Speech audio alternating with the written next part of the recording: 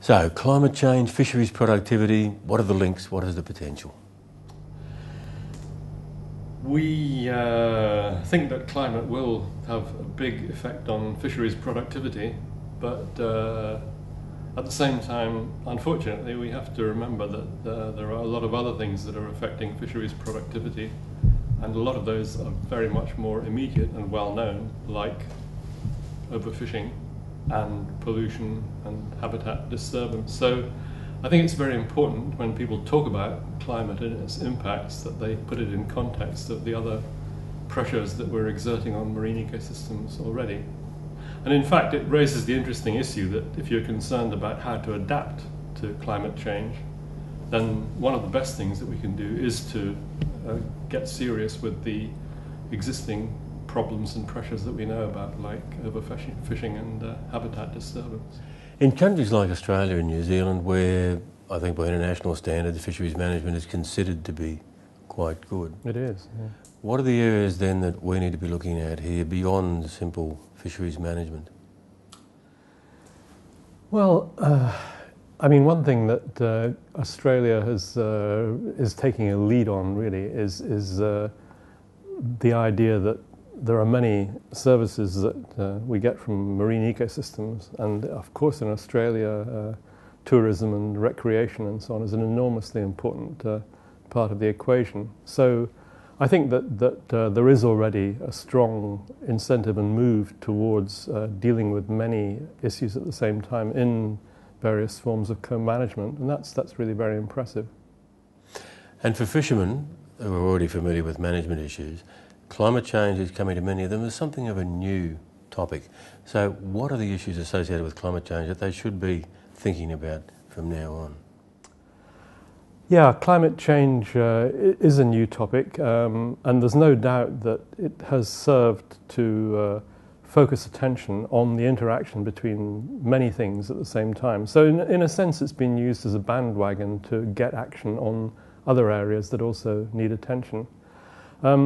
I think that what it does is to raise the issue of how much better people can manage their business, plan their operations with good information about what future environmental changes are going to take place. And that can range all the way through from fairly short-term weather forecasts over periods of maybe 1 to several weeks, which allow them to plan, particularly in aquaculture, to information on the risk of increased frequency of things like cyclones, which of course will have a big impact on future fisheries. So I think there's a range of time and space scales over which climate information can become important to the fishing industry. And do you have a sense of worldwide what the time scale is for climate change that's going to have practical impacts on world fisheries? Well, that's quite difficult.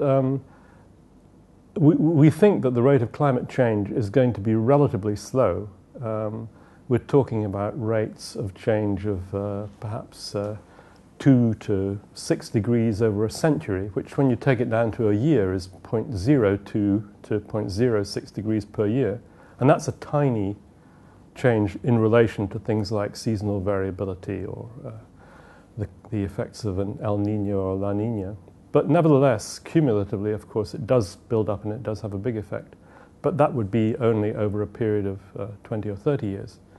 But the other thing that we expect as a result of climate change is that the frequency of extreme events will change, will probably increase.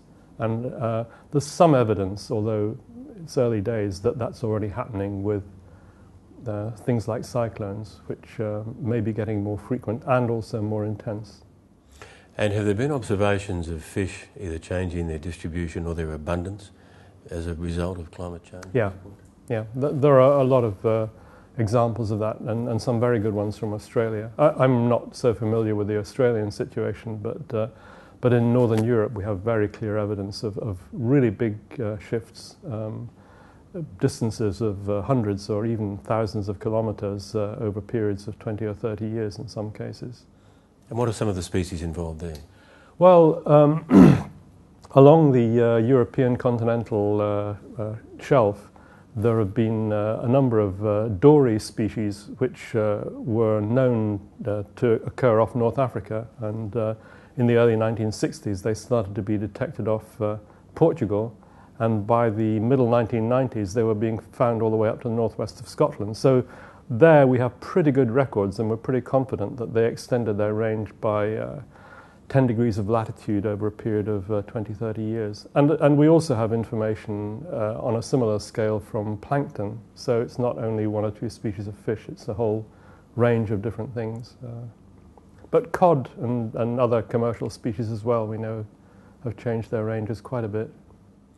Now, you made the point before that there's a range of issues affecting fisheries, not simply climate change. If you could play God for a moment, what would you ideally do to really boost productivity of fisheries across the board? There is still an overfishing problem globally. I think that locally, particularly in countries like Australia, that problem of overfishing has largely been overcome. But globally there are still big issues to deal with, partly because there are areas where fisheries are not well regulated, where you have flags of convenience and so on. And we know about those. It's very difficult to deal with them. They are difficult international conflict situations often. So I think tackling the problem of overfishing would be my first act. And beyond that?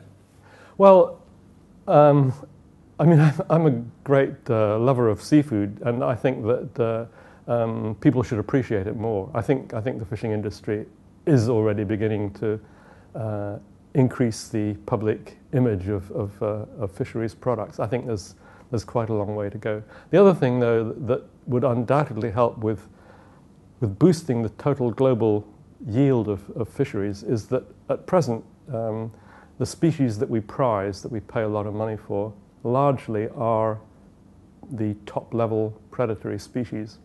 And there's a lot of very, very good, tasty fish that are actually living further down the food chain and therefore are much more abundant. I mean, the one that I'm particularly fond of in my part of the world is herring. You know, if you gave me a choice between a herring, which is incredibly cheap, and some, very expensive monk or something, I'd probably take the herring more often than not. And if everyone was prepared to eat more of those small pelagic fish, which are delicious, a lot of them, then actually we would be able to have far greater food production from the sea. So that's a fairly simple thing. And have you had a chance to sample much of the seafood in Australia?